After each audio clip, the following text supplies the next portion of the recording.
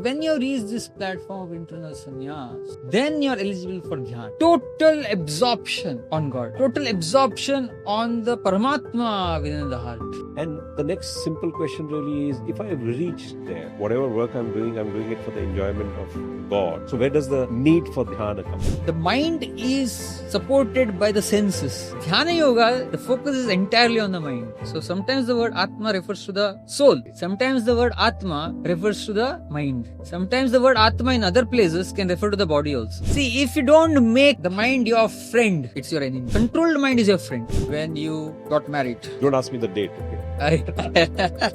we can't escape the mind. We can escape our wife.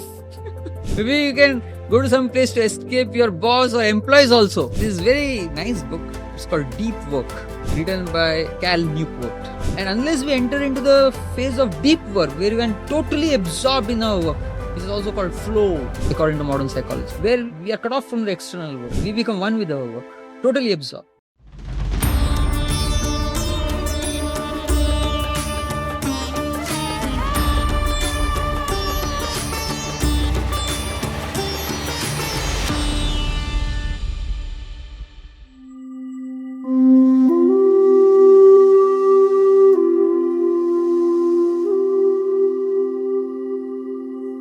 Pranam Prabhuji, good morning.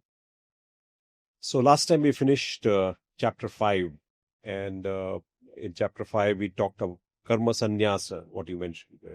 Yeah. And there it basically was doing karma without really expecting anything at all, and you reach a higher level. And we ended that chapter when you mentioned about the last verse really, where do it for God, do it for the enjoyment of God. Really. And that is probably the best level you can reach. And then you will enjoy it entirely. So now on to chapter 6. Really. And chapter 6 still is about karma yoga only? It's on dhyana. It's on dhyan really. So we now graduate to dhyan. That is meditation and things of those sorts. When to meditate, how to meditate, all of those. So over to you, Prabhuji. Yes. See, we were discussing the progression of the path of yoga from chapter 3 to 4 to 5, isn't it? From karma yoga to dhyana. Knowledge. Yes. And to the level of sannyas, internal sannyas. So when you reach this platform of internal sannyas, then you are eligible for dhyan. So if you can first just explain what dhyan means. So we talked of knowledge, we talked of karma. What exactly is dhyan? What are we talking about? Dhyan, see, Ashtanga Yoga, from the perspective of Ashtanga Yoga system, Ashtanga means 8 angas or 8 limbs. Yamma, Niyamma, Aasana, Pranayama, Pratyahara, Dharana, Dhyana and Samadhi. So Dharana, Dhyana and Samadhi, that's what Dhyana Yoga is all about. Total absorption on God. Total absorption on the Parmatma within the heart. I see. See, God is situated in his feature of Parmatma in the heart of every living entity. To be able to be totally focused on the Paramatma within that heart, that is dhyana. See, dhyana is possible only when you're totally detached from the outside world. Even if you have a trace of attraction to the outside world, it's impossible to perform dhyana. So dhyana is a very high platform of spiritual realization. So only after we have graduated from the platform of Nishkama Karma Yoga, then we become eligible for Dhyana Yoga. Oh, I see. I was just going to ask you that. So is it a progression? It's a progression. It's a progression. It's a progression. So base at the bottom of the this thing is really Karma Yoga. Karma Yoga. Okay. So from Karma Yoga we take off, and with the Jnana we further grow on the path of Karma Yoga until we reach a point of Nishkama Karma Yoga. That means absolute detachment from the results of our activities. And when we reach the perfection of Nishkama Karma Yoga, then we are eligible for Dhyana Yoga. And the next simple question really is, if I have reached there and I'm doing it, everything, whatever work I'm doing it for the enjoyment of God and in that belief, why should I even worry about Dhyana? Why Dhyan there? See, this is very I've got internal peace. arising out of doing everything for God, then why graduate at all to Dhyan? So where does the need for Dhyana come in? I would like to answer this question keeping in mind the modern day practicalities. Mm-hmm. See, ideally speaking, when a person starts working in this world, the person should start practicing Karma Yoga. And by the time the person reaches the age of retirement, the person should be at the level of Nishkama Karma Yoga. And That's then, big ask, by the way. yeah, Karma Sannyas, right? Sannyas, internal Sannyas. And then, in every person's life, you reach a point wherein physically you may not be able to engage in activities any longer. So it's an ability issue. And also, mentally, we may not be able to be as productive. At that time, jhana is the way in which we can continue our service to God through meditation. We can be internally absorbed. See, in the modern day world, because people are not trained, it becomes a struggle. See, modern people tend to be so dependent upon external activity that they don't know what to do. Once, they are physically incapable, intellectually incapable, as their faculty starts weakening, they don't have an option. But a person who's on a spiritual path can turn to Dhyan. I see. And is it a and issue or issue? That means I must do penance, sannyasi karma, that means nishkama karma, and dhyan, or they are or so if it's progression, is it a serial progression or I do both? See, ideally speaking, in the bygone eras, the Raja Rishis whom I was mentioning in the previous episode, they would actually go to the forest. See, that's what Krishna is going to describe in this chapter. How in the forest, how you should put a mat and how you should be absorbing yourself, all that. So he's veering towards or. Actually. No. So all those details Krishna will explain in this particular chapter. So actually it is an and in bygone eras. I see. It was compulsory to take sannyas.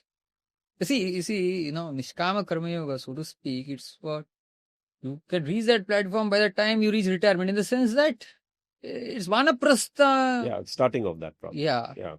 Dhyana Yoga is for sannyasis. People have renounced the world, gone to the forest. So this was in the previous ages and it was very compulsory. But in the modern world, sannyas may not be practical. See, even if you go to the forest, if you go to Borivali National Park, the guard will throw you out. Where will you go? See, so that is why it becomes an or. It's not an option at all, so to speak. This particular thing, see, even though a lot of things, even in this chapter, is practically impractical to do in the modern day world, going to the forest, on the banks of a river, all these details Krishna says, still a lot of principles given in this chapter is applicable for all stages of yoga. I see. So even though the chapter is about Dhyana Yoga, a lot of principles given in this chapter are applicable for a person who is on the platform of Karma Yoga, Jnana Yoga, Nishkama Karma Yoga. And then maybe probably what in modern day one can do really is, okay, don't go to a forest, but at least to a peaceful surrounding, go there, do some of these steps. Yes. Yeah, so you may not be right there, but you're at least on the path of. Path of Dhyan means you have got a very robust internal life of meditation, internal life of internal satisfaction, internal joy. And that's as good as a sannyasi. See, even the person who is on the platform of Nishkama Karma Yoga, when such a person is, the chapter is called Sannyas Yoga, right? Yeah, correct. Internally, the person is a sannyas. So definitely, this is something that is doable in spirit in a modern day world. May not be in practice. Okay. So here, Krishna, he says, Arurukshor muner yogam karma karanam uchyate yoga rudhasya tasyaiva shamak karanam uchyate. Arurukshor muner yogam. There are two levels of yoga. One is called yoga rurukshu and another is called yoga rudha. Yoga rurukshu is the beginning stage of yoga. Yoga rudha is a more advanced stage. So, Krishna, he makes a very important point. For one who is a neophyte in the Eightfold Yoga system, work is said to be the means for advancement. Karma Yoga. Work Correct. is the means Correct. for advancement. Through work, you grow on the spiritual path. Through work, you sacrifice. And through sacrifice, you grow on the spiritual path. Sacrifice has no meaning unless you work. And then Krishna says, and for one who is already elevated in yoga, cessation from all material activities is said to be the means. See, from another perspective, once you reach a particular stage, it makes more sense to focus internally more and more and more and more. And that's what Krishna is going to elaborate. So from this perspective, it is an and. It's an and. Yeah. From this perspective, it is an and. Correct. But it may not be practical in today's world nonetheless. Not. Okay. See, another thing which is very important to understand here is when we are in the yoga Ruruksha stage, in the beginning stage. See, out of the Eightfold Yoga, 8 steps, the first 5 come under yoga Ruruksha. So if we can just run through them again. Yamma, Niyamma. Yamma and Niyamma are the do's and don'ts on the spiritual paths. So the don'ts are, no intoxicants, clean and moral behavior. These are the do's. See, the don'ts are refraining from immoral behavior, refraining from intoxicants. And the do's are following sadhana, like what we were discussing in the previous session. Sadachar, satsang, these are the do's. And the don'ts are the things that we need to avoid. So Yama, Niyama, and then Asana. That's your Hatha Yoga piece. Yes. See, Asana, the purpose of Asana, I think we have discussed this in the previous discussed class. that in the past. It is meant for aiding in Dharana, Dhyana and Samadhi. Unless you are situated properly, you can't really focus the mind. So Asana. Pranayama also helps in focusing the mind. Because the life wares are regulated through Pranayama. So Asana, Pranayama, Pratyahara. Refrain from material sense gratification. And then Dharana, Dhyana and Samadhi. Correct. So, as long as a person is following Karma Yoga, the person can simultaneously practice Asana, Pranayama, etc. But unless we reach the highest perfection of Karma Yoga, Dharana, Dhyana and Samadhi doesn't really make sense. See, technically, as per the Bhagavad Gita, meditation is possible. This definition of meditation is possible only when you have reached the platform of Nishkama Karma Yoga. Otherwise, you might be sitting in one place, but your mind is wandering here and there. Correct. It may be a problem of culture and content, which we discussed in the past. Yeah. So then, that is why when we recommend mantra meditation, for example, it's also a kind of meditation. But then, in mantra meditation, we can practice it even when we are karma yogis. Why? Because it's not simply about the mind. So when you are chanting the Hare Krishna Maha mantra, it's recommended that we chant a little loudly so that we are able to distinctly hear what we are chanting. So the ear is involved. See, the mind is supported by the senses in its meditation. See, if it's only the mind, then it becomes dangerous. But if the mind is supported by the senses, we are hearing, the ear is actually trying to hear the mantra, the tongue is chanting the mantra, and then, in your hands, the beats, the sense of touch is also involved in the meditation. And you can put an agravati there, the sense of smell can also be involved. So in this way, in mantra meditation, more and more senses are also involved in the process of meditation. So it is more doable when we are still at the stage of karma yoga. So mantra meditation is the most practical method of meditation in the modern day world. Correct. That is the whole point here. So then Krishna says, he speaks a very series of verses about the mind here. Because Dhyana Yoga, the focus is entirely on the mind. So he says, Uddhared atmanatmanam natmanam avasadayet atmayuhi atmano bandhur atmayuha ripuratmana. See, the word Atma can have multiple meanings based on the context. So in these particular words, the word Atma comes a lot of times. So sometimes the word Atma refers to the soul. I see, in the same verse. Yeah. Oh, I see. Sometimes the word Atma refers to the mind. I see. Sometimes the word Atma in other places can refer to the body also. So sometimes the body, the mind, the soul, it can all be referred to as Atma. So here, Uddharet Atmana Atmanam. One should उद्धार करना चाहिए हमको आत्मा का, which is the soul, through Atma, which is the mind. I see. We should try to elevate the soul using the mind.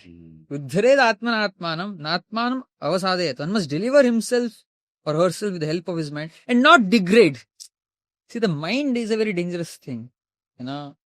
Unless you utilize it for elevation on the spiritual path, it can take you towards degradation also. Uddharet Atma. So, one must deliver himself with the help of his mind and not degrade himself. The mind is a friend of the conditioned soul and is enemy as well. I see. See, if you don't make the mind your friend, it's your enemy. Unless you control the mind, the controlled mind is your friend. An uncontrolled mind is your enemy. So unless we make conscious effort to control the mind through spirituality, the mind is bound to degrade us and pull us down. So Krishna is imploring Arjuna, very interesting. Make the mind your friend by controlling it. Make the mind your friend. Full stop. Yeah. See, the controlled mind is your friend. So, see, it is very interesting here. When you got married to Anita Mataji, isn't it? Yes. So, is it that you just... Don't ask me the date, okay? So, when you got married to her, is it that you just randomly got married to her? You did some research of your own, isn't it? Yes. You are very careful to marry the right person. Because you are very conscious that I am going to spend a major chunk of my life with her. Yeah. No, even let's say corporate life, when you're deciding on recruiting an employee, particularly an employee, let's say, who's senior leadership position, you go through a hell of a lot of research because you got to live with that person. Now, even when it comes to one's own wife, it's not that you are with your wife 24 hours a day. But still you are very careful to choose the right person who is going to accompany you. But when it comes to the mind, we are living with the mind day in and day out. Even at night, the mind is still active and it is still with us. We can't escape the mind. We can escape our wife. See, you can go to some place to escape your wife. Maybe you can go to some place to escape your boss or employees also. Yes. But can you go to any part of the earth to escape your mind? Yes. Never. So it makes all the more sense to put in so much of effort. If you are putting so much of effort to choose the right employee, if you are putting so much of effort to choose the right life partner, how much more effort we should make to actually convert the mind, which is currently an enemy, into a friend. It's so important, and unfortunately, people spend so much time on useless things in this world. But when it comes to taking out time every single day to befriend your mind by controlling it, people feel it's not so important. And people feel... I think people don't realize the importance of controlling it. I think that's the reason. That's the reason. So, that the pleasant life is so very pleasant. So, that is why sadhana is so important. We need to take out time every single day to befriend our mind, to control it so that it becomes our friend. Right? So, for a person who has conquered the mind is the best of friends. But for one who has failed to do so, the mind remains the greatest enemy. Okay. And then, Krishna says, Jitatmana prashantasya Parmatma samahita shitoshna sukha dukhyeshu tata manapamanayo. For one who has conquered the mind, Parmatma samahita, such a person has already gained contact with the Parmatma within the heart. So in the Upanishad it is explained, Samana vrakshe purusho nimagno. So within the heart of every living entity, see, the body is compared to a tree in the Upanishads. And the tree of the body, on the same branch, there are two birds who are sitting. So, one of the birds is compared to the Atma, and the other bird is compared to the Parmatma or God. I see. This is the analogy given in the Upanishads. So, the Parmatma is situated right next to the Atma. But even though the Parmatma is situated right next to the Atma, why is it that we are not able to hear the Parmatma? Why is it that we are not able to experience His presence. It's because we are so much absorbed in the noise of the mind. We are so much absorbed in the noise of the ego that we are not able to hear the Parmatma nor experience His presence also. So that is why in this particular verse, Krishna says, for one who has conquered the mind, the super soul or the Parmatma is already reached. See, once the mind becomes controlled, once the mind is silenced, we are in direct touch with the Parmatma. So that's how important it is to tame the mind. So that, see, once the mind is tamed, it's as good as self-realization. We are in touch with God within the heart immediately. So that's what Krishna is saying here. For one who has conquered the mind, the super soul is already reached. For such a person has attained tranquility. To such a person, happiness and distress, heat and cold, honor and dishonor are all the same. Back to what we talked about, equipoise. Yes. Similar. Now, who is eligible for dhyana? As I said, a person who has reached the perfection of Nishkama Karma Yoga, who has reached the perfection of Sannyas Yoga, such a person is qualified for dhyana. What is symptom of such a person? Krishna explains two levels here in text number 8 and 9 of the 6th chapter. Jnana Vijnana Triptatma Kutasto Vijitendriya Yukta iti uchyate yogi samaloshrashma kanchana. So as I said, a person who is on that platform has realized jnana, knowledge within the heart, and that is not simply theoretical knowledge. In a lot of places, when it comes to realized knowledge is referred to as vijnana in the Bhagavad Gita. So that jnana has become vijnana, it's realized knowledge. Jnana vijnana triptatma. So if it is actually realized knowledge, it should give you complete satisfaction. Satisfied. Inner satisfaction. So the person who is on that platform is completely internally satisfied. Kutasto Vijitendriya. Such a person is Vijitendriya, complete control over the senses. Yukta iti uchyate yogi. Completely connected with the Parmatma within the heart. And for such a person, Samaloshrashma kanchana. So, Loshtra is pebbles. Ashma is stone. Kanchana is Glass. gold. Gold. Okay, yeah, sorry. So such a person sees pebbles, stone and gold with an equal vision.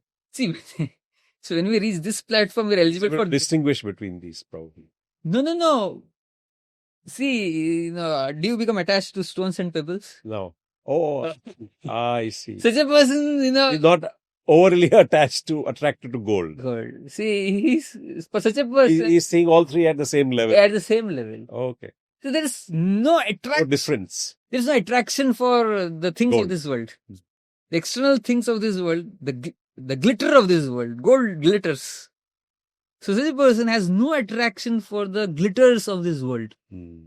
Then technically speaking, you are eligible for dhyana. So Krishna is telling the qualification here. See, it's a very high level. See, now Krishna is going to raise the bar even further. I see. Even beyond this. So somebody might think, what can be more than this? Because even, No, we were thinking of that when we were talking about sannyasa karma also. There itself. Oh, I've reached there. So what is there above this? Yes. Now you're saying there is something even above this. Yes. See, beyond even being able to see gold and stone with an equal vision, there's a principle that is higher. And what is that? He's going to explain in the next verse. Suran mitrari udasina madhyastya deshya bandhushu sadhushvapicha papeshu samabuddhir vishishyate. A person is considered still further advanced when the person regards honest well-wishers, affectionate benefactors, the neutral mediators, the envious, friends and enemies, the pious and the sinners, all with an equal mind. See, this is why is it considered to be still further advanced is because, see, when you have attachment towards an inanimate object like gold or anything of this world, that attachment is only one way. You love the gold. Gold doesn't love you. World goes to someone else's and it makes no difference to the world. But when it comes to these attachments and aversions, Animated pieces. with animated people of this world, it's a two-way thing.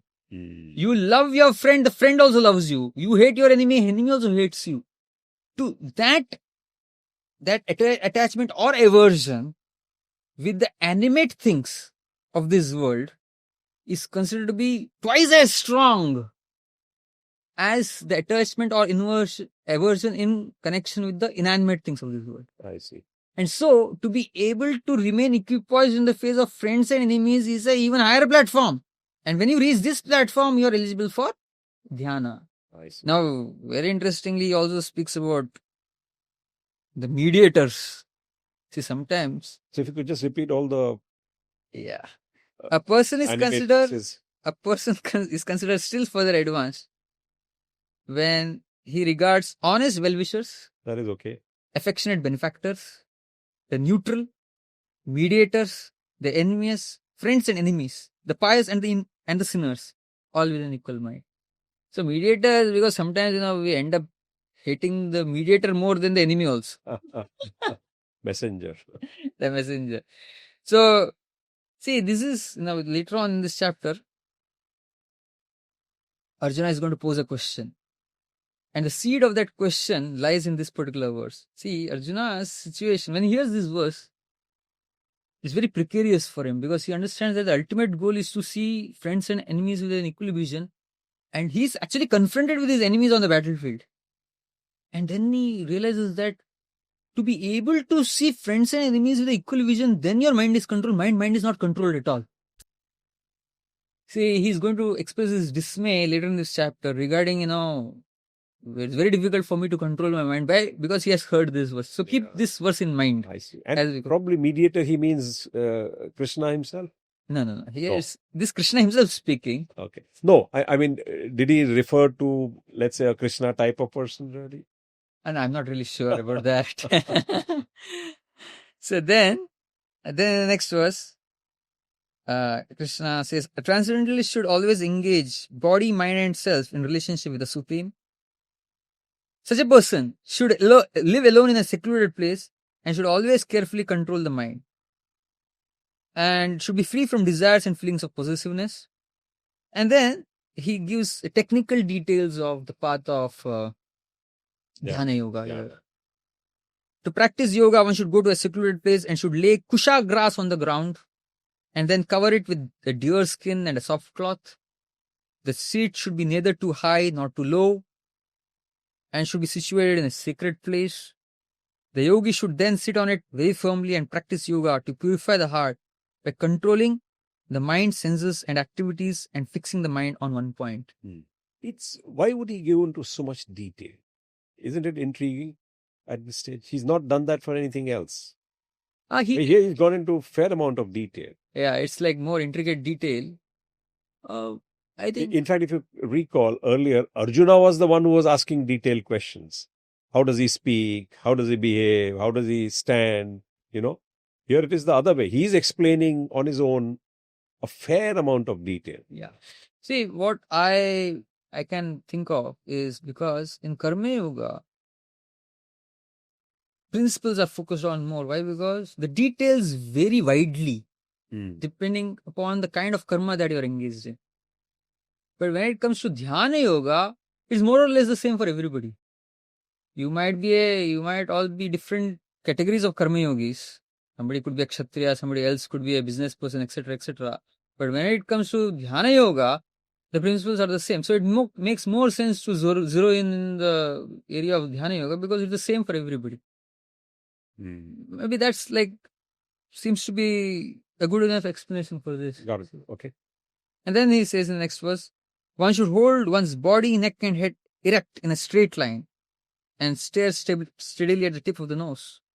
Thus, with an unagitated, subdued mind devoid of fear, completely free from sex life, one should meditate upon me within the heart and make me the ultimate goal of life. So this is typical Dhyana Yoga. And then he speaks two verses, which I think is relevant for all categories of yogis. Correct?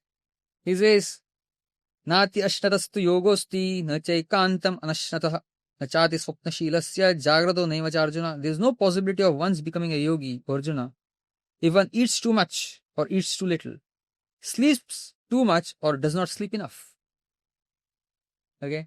And then, yuktahara viharasya yukta cheshtasya karmasu yukta swapnava bodhasya yogo bhavati dukkha.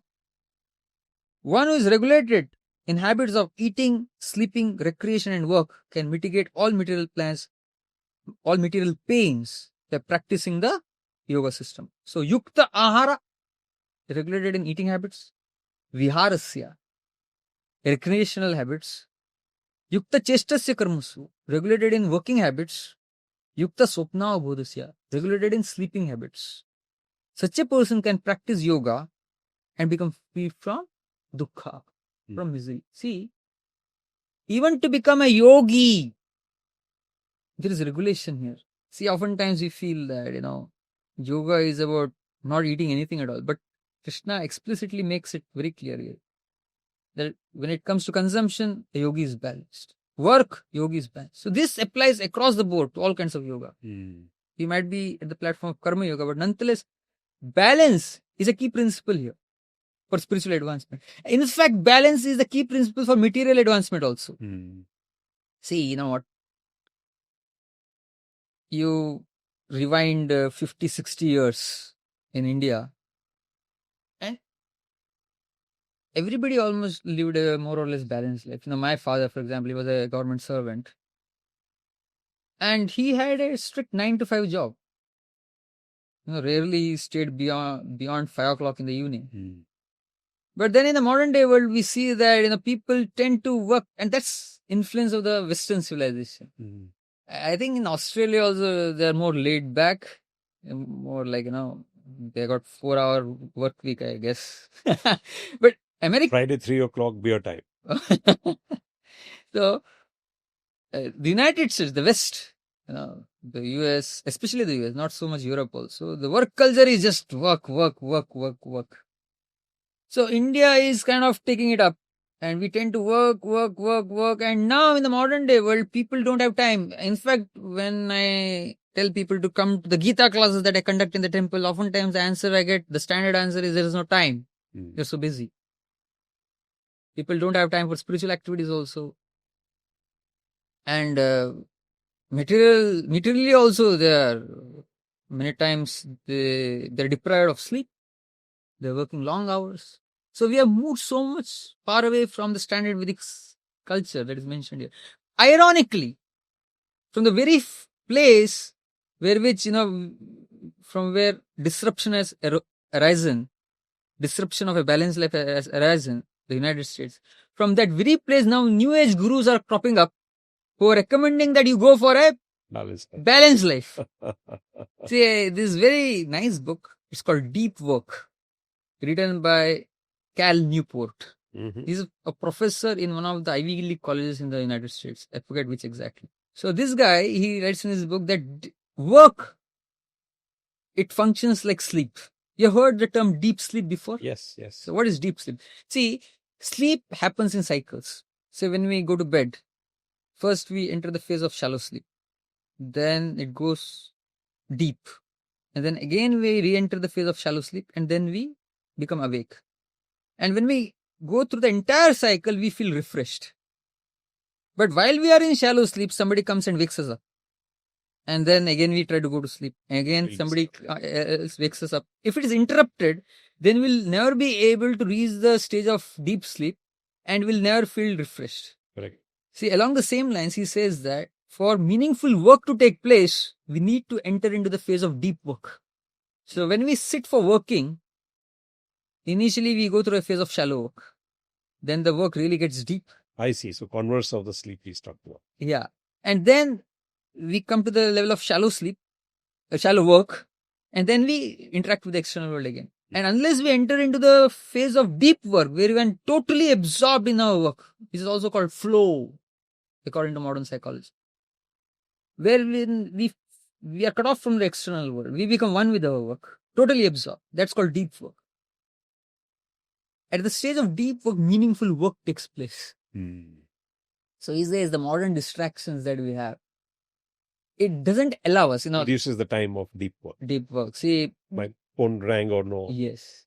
I mean, people are called for meetings also. See, all these things, modern workplace is full of distractions. And because of that, people are not able to enter into the phase of deep work at all. And so there's only an illusion that I am working for 9, 10, 11, 12 hours. But actually, there is no real meaningful work taking place. Mm. And the interesting thing that he says is, first of all, it requires a lot of practice to enter into the deep phase of deep work and stay there.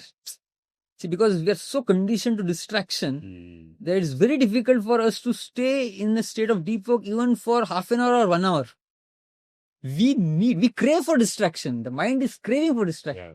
So even after a person trains himself or herself for deep work, the maximum capacity for deep work is maximum 4 hours, he says, according to research. I see.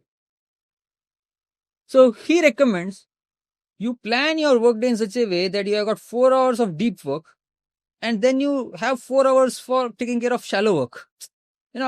Making phone calls maybe, or arranging meetings, or all these things can be wound up within the other 4 hours. And he says, unless you take out time for recreation after that deep work, your mind won't be sufficiently rested for the next cycle of deep work the next day. So he recommends that when you work, get deep into your work, and when you relax, you totally relax. Got it. Which is exactly the principle of the Bhagavad Gita here. Regulated in your yukta chestasya karmasu, in your work, yukta sopna bodhasya, Sleep. in your sleep, regulated in yukta viharasya. Yeah.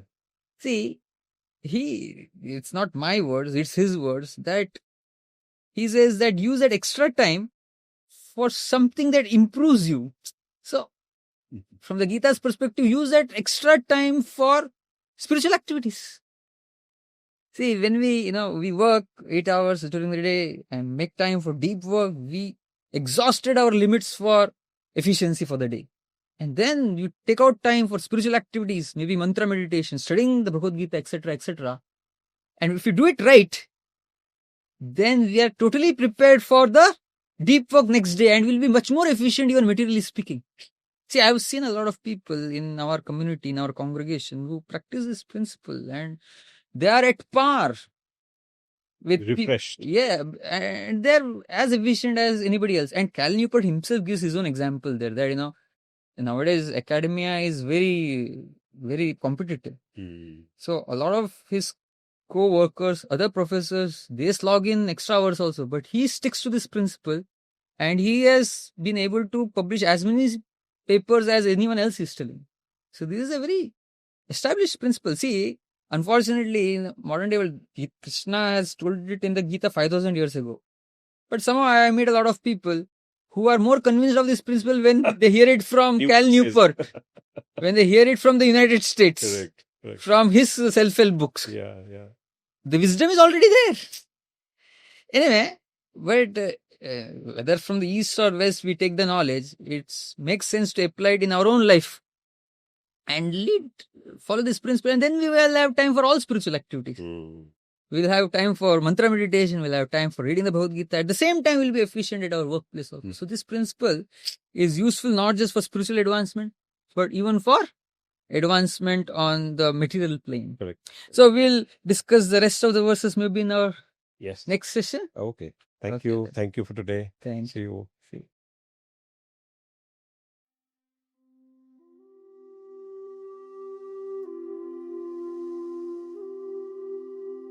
We begin chapter 6 in this episode 16, where Krishna educates us about work-life balance.